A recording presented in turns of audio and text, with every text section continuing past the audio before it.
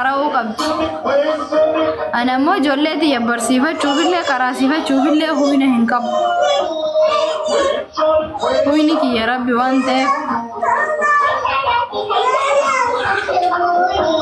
abu waan naakadha. Qaraatii qaraasisuudha. Mana qaraatii geessitee deebistaa. Sheekni sa'aatii qaraasisana hojii isaa nama waliin nu qaraasisuu hin danda'u. Kophaa ijoollee waan qaraasisuuf inni illee baatiitti maallaqa barbaada. Barumsi illee baatiitti maallaqa barbaada. Makiinaatu jara deebisaa, makiinaatu jara fidaa. Osoo tokko ta'ee taaksima wayii wama wayii kopha makee yaabbattee geessitee deebisa. Garuu ijoollee afur akkam gootame.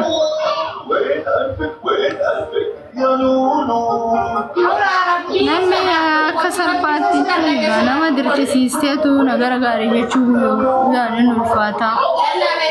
Gargaarsi rabbi ammoo dhumatu bareechitti qabadhu. Kanaa miti kaa cimsiisumasi rakaattee duute maashaallah. Carkee rakeesse. Obaan taane dhiiguma siiti te dhiiga sana ammoo si bulbuleesse si baasa irruma kaayadha.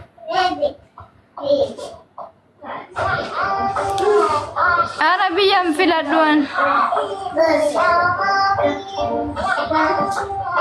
Ani biyya maal filadha biyyaan Itaaliyaa asirraatu hin deemu. Liibiyaa iyyuu hin deeman. Osoo karaa argadhe wallahi laazim. Miidiyaa nan fayyadamu hundi isaatu nagara na jala bittinnaa'e. Namni yoo TikTok irraa waa dhabe gara YouTube tii waa argataan YouTube kee namni subscribe naa godhaa jiru hin jiru. Asirraa akkasii ijoollee namoota waan hunda barbaachisaa kan hojjetachuu hin danda'u.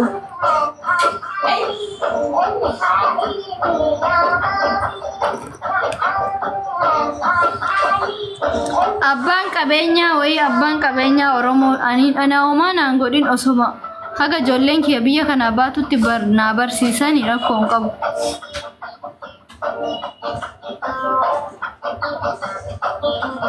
Barumsi isaanii kifiyyaan biyaansi daa'imni tokko birrii 1700 beekaa ji'atti wacii isaas beezaa isaati waliin hasaba daa'imaaf hojjechuu.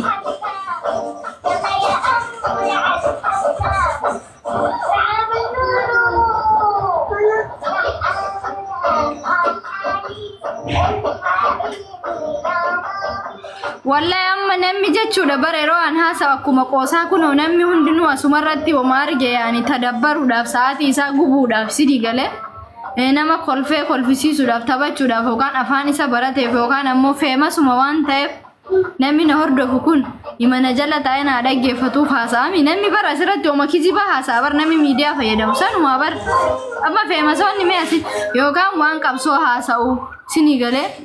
Kaammoo rakkataa gargaaruu beekamu yoo namni tokko rakkadhe jedhe gara fuuldura keessanii fidee ummanni kun rakkate gargaaraa jedha. Bar rakkoon ki namummaan rakkoon isa mudatte ana malee mee nama miidiyaa kana fayyadamu mee eenyu jira guys. Rakkoon nama amma namni tokko yoo dhukkubsate yeroo tokko gargaarame fayyaa qaba waan ta'eef deemee dalagata. Yeroo tokkoof gargaarama ilmi namaa sinii galee namatti mufachuuf osoo hin taane. Kun sirba banatee isa namni isa hordofaa ka qaraasisullee qaraasisaa sinigale ka geemii taphatullee geemii isaa asirratti tadabbarumaaf namni asirratti waan arge haasaa bar bitiireen hin dogongore garuu anammoo tadabbaruufi miti kun mudannoo maboma isin argitan waan na mudatedha. Ijoollee kiyya barsiisuu hin danda'u. Anamma ganda Oromoon jirtu hin galu. Kiraa manaa birrii 10,000 kaffala. Wanni an ganda sanaa baheef ni beeytuumi. Ijoollee yeroo ati ollittee gabbaastu bakki safarri sun Oromoo yaani 8 hundatu achi keessa guutee jira sinii galee. Yeroo hundayyuu ganda san rakkootu jira. Yeroo hunda rakkoon kamuyyuu yoo uumame jechuudha zahamaadha bakka guyyaa hundayyuu sinii galee. Sanaaf ani bakka fagoo ijoollee kan fudhadhe namni hunduu na beeka. Saniif bakka fagoo yaa hunduu rakkoo qaba bahee hin dubbatu malee lubbuu isaa tokko ka namni tokko atamma nama tokkodha. Namni hunduu rakkoo qaba. Ani immoo akka namni hunduu rakkoo qabu yoo wallaalee sitti maa jira. Rakkoon nama tokko yeroo tokko furamti garuu rakkoon kiyya ammoo waan yoomuyyuu furamuu hin dandeenyedha. Ani koo namni rakkoo hin qabu sin hin jenne ba. Rakkoo nama tokko meebi anuu rakkoo kan keessi furuu hin danda'a yoo hina qabaadha. Rakkoon kan kee maali maallaquma rakkattaa yookaan ammoo rakkoo yooma xiqqishuu si mudatti bar.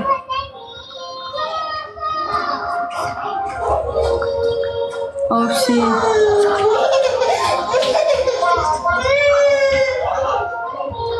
Ani garuu rakkoo kiyya osoo hin taane rakkoo daa'ima kiyyaa dubbachaa jira malee. Abshir Roziyyee thank you. Ani rakkoo ilmoo kiyyaa haasa'e malee.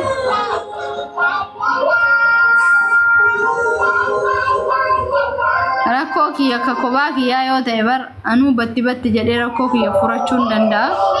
Rakkoo kiyya rakkoo kophaa kan kooti yoo ta'e namni lama namni sadi naa furuu danda'a bar. Garuu rakkoo ilmaan kooti waan qabe maaliifuu rakkina ilma namaatti batanurra ka rabbiitu caala ilmi nama salacha'uu ni danda'a. Nama yaaddaa guyyaa hundaa haaso'iiti namaan jedha. Garuu ammoo rabbiin ammoo akka namaatii miti waan ta'eef.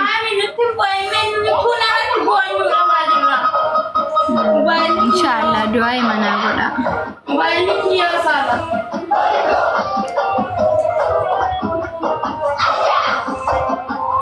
Inshallah galatooma hundum keessan.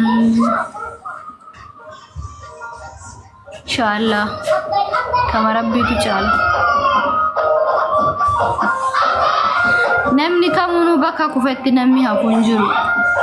Ani maaliif rakkoo kiyya kana akka abbadee naasoo hin beekan. Rakkoon kaleessa keessa baheessan waan yaadadhuuf baay'ee rakkoon kiyya nan cimmu kan ilmaan kiyya malee maal intala maal kutaatti.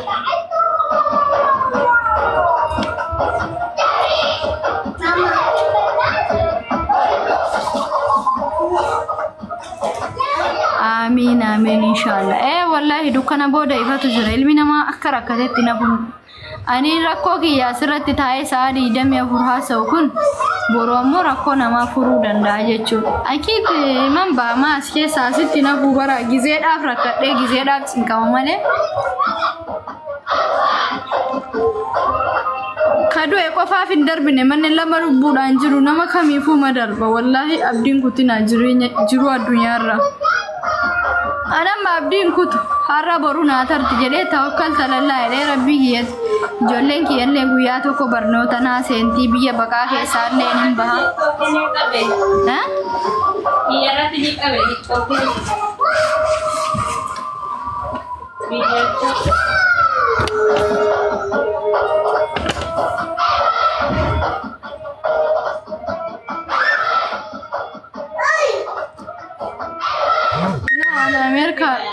Amerika rana man qabuun wallahi. Sila amma osoo Amerika rana ma qabadhee waan qallaaliidha mire. Waan simbilii ture wallahi laazim galatooma hundi keessanuu warra na jajjabeessaa jirtan thank you so much.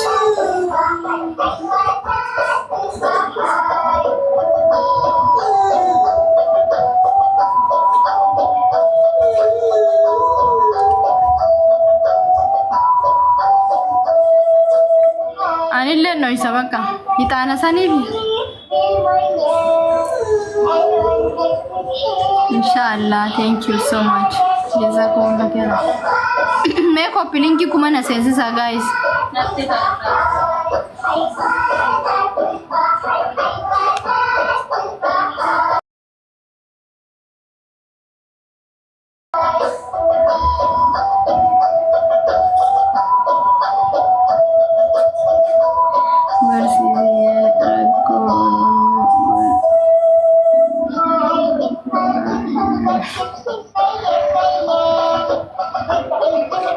Thank you, Bifto Kogalato.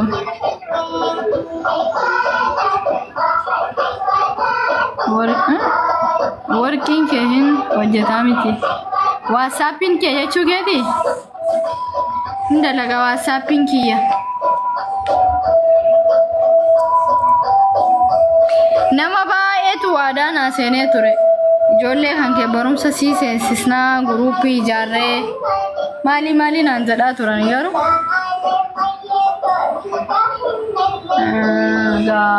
ilmi namaa maybe isaan zuruufii qabu ta'a yeroo itti yaadanii ilaalan waan hin danda'amne rakkoo namni lama namni sadi godhuu danda'u miti maybe sanaafi garuu bilis namni huyna qabdan namni dandeessan yoo jiraattan na gargaara ijoollee kiyya barumsa seensifadha. Seenaa wayoo namni dandeessan yoo jiraattan akka caarraa. Abbaan qabeenyaa wayoo jiraata.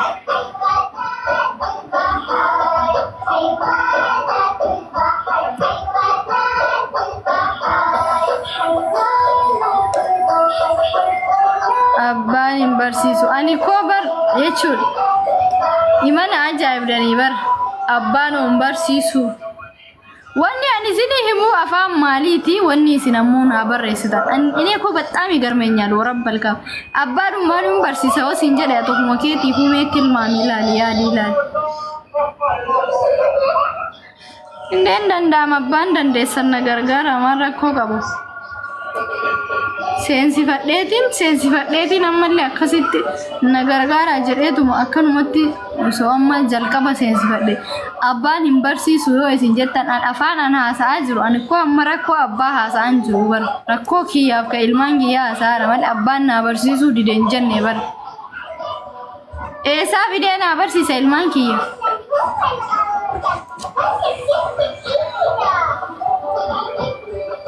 No miti garuu yeroo waa haasa'itanu rakkoo isin mudatu laalaa boran maaltu na mudata laala. Umbaraan eega silaati ani koo garaa naaf yaaddu yookaan ammoo tu lakkaa namni akkanaan jira jettanii jiru dhummaa godha akkasinii galuuf eega silaati afaan gogaa jiru. Abbaan akkasiin godhu abbaan akkasiin godhu. Abbaan koo osoo abbaa qabeenya hagamii ta'e nutti ulfaate isiniin jechaa jira bar haala jiruutu nutti ulfaate ilmaan keenya barsiifachuu dadhabnee isiniin jedhaa jira bar.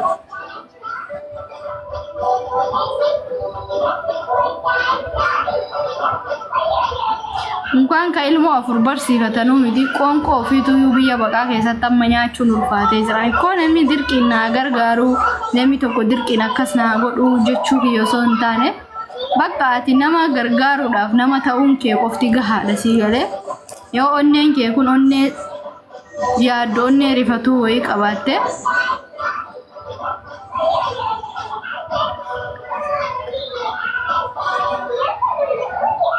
sii galee anamma yoo miskiina wayii arge onneen na dhaadhi mimmaantu na odha osoo hin bira hin taru sii galee maaliif nama waan ta'eef natti dhagaamaan. Anama ijoollee kiyya asiin gahadhee ilmaan kan koo asiin gahadhee gaanaatu fuuldura hiree haadha tanaatu hin beeknu haadha daa'ima wajjin rakkatte tana hireen isiitu eessa akka isii geessitu hin beeknu. Haati tuni haadha deemtee nu'uu amma isiidhaaf sagalee taanee fi haa qarqaaramtu daa'imman kun abarsiisnu nu'uu qarqaaruu dandeetti. Kanallee sammuu keenya keessatti tiingi godhu. Dhugaa rabbii dubbachuu baay'ee ulfaataadha baay'ee ulfaata anis godinyoon siin jiran biyya Misrii san keessa biyya Misrii miti biyya Arabaa mara keessattuu daa'ima horachuun ulfaata kanaaf inni abbaan daa'ima hin horatu bakka jette saniif mana gasti kana seene wallahi abbaan daa'ima horachuu hin danda'u dhugaan jirtu kanuma wallahi inni dhugaa jirtu horachuu hin danda'u because inni kiraa manaa danda'amu aannan daa'imaa danda'amu. Mana barumsaa kana birri daa'ima tokkocharraa birri 17,000 kana kafalee daa'ima afurii kanarraa kafalee danda'amu. Mee maali? Wanti namni kun danda'u. Biyya san keessaa miti biyya Arabaa biraatittuu iyyuu. Kanallee sammuu keessatti yaadu. Daa'ima kana Oromoo miliyoona 60 har'a daa'imman kuni Oromoo ta'uu qofaaf wallahi dhufanii rakkinni kun daa'imman kun rakkinni himate malee osoo Oromoo ta'uu baattee hadha sabumaaf sablammii Itoophiyaa keessa taate wallahi fuuldura namaan dhaabatan dhugaan jirtu kanuma. Sababni kunuyyuu sixootaadha waan rabbiin kennaa rabbiiti. Kennaa rabbiiti rabbiin daa'imman kanaayyuu kennee hadha nu'uuf osoo saba keenya saba lammii biyya biraati miti lammii Itoophiyaa osoo ta'e wallahi qaata abbaan qabeenya fudhatee daa'imman tana haadha daa'imman tun barumsarra jirti haa sunuu bakka kana jirtu dhugaan jirtu isuma kana sababa Oromoo ta'uu qofaaf haadha fuula namaa afootti baate fuula namaa afoo bahu hagam akka ulfaatu haadha haati tuni ija keessan afooteetti onnee isii guutuuni miti rakkina fideetiin fuuldura namaa nama afoo dhaaba namni rakkatu malee rakkina namaa hin beeku dhugaa rabbi namni rakkanne illee hin jiru marfee qabaataanuyyuu qabaata jaba makama abbaa qabeenya kana wanti qishu nama rakkisa yeroo hedduu deebi'anii fuula keenya afoo dhaabachuun kun gireedi sheemiidha wallahi waan hedduu ulfaataadha kanaaf itti qarqaarsi yeroo godhamee fi osoo kiyya hiree biyya kana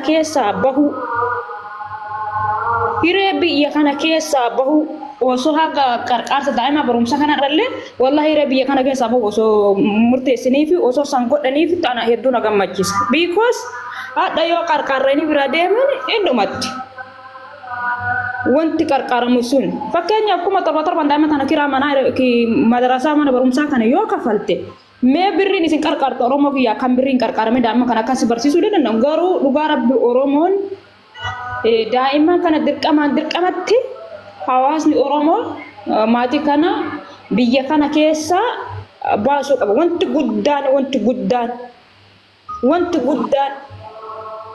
hawaasni keenyallee beekuu qabu irraallee dubbachuu qaban waan kana garuu hawaasni Oromoon bal'aan irraa dubbachuu qaba dhugaa rabbi akka qoosaatitti ilaaluu miti wanti kun qoosaa miti